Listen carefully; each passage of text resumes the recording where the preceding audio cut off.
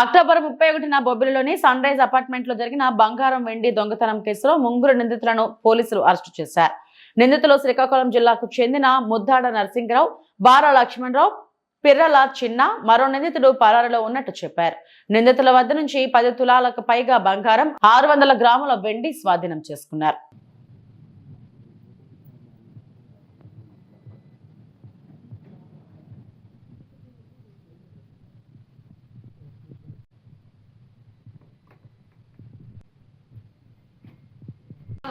Print and electronic media అందరికీ good evening.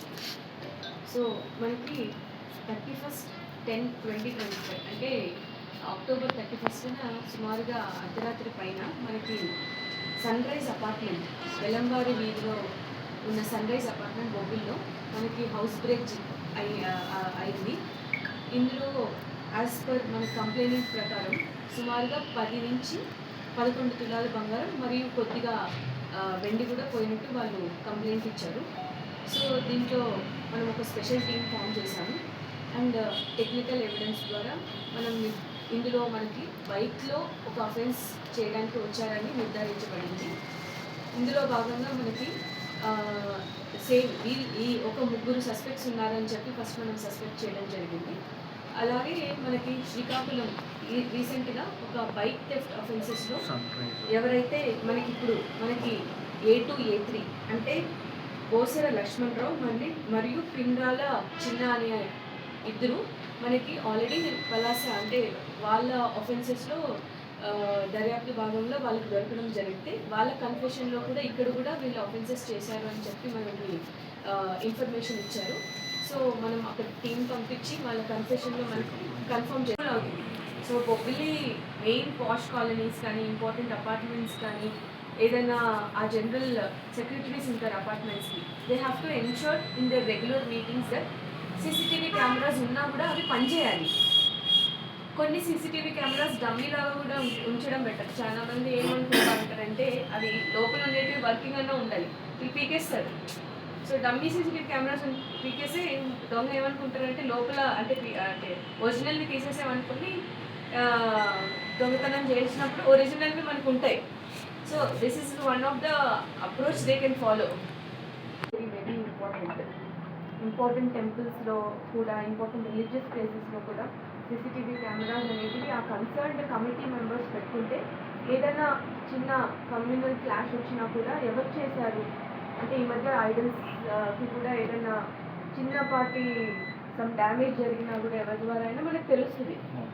ఈజీగా we can find out because local youth కానీ వీళ్ళు అలాంటి కార్యక్రమాలు చేసినప్పుడు we can easily find out. కాబట్టి ఎస్పెషలీ 31st డిసెంబర్ ఒక న్యూ ఇయర్కి వీఆర్ వెల్కమింగ్.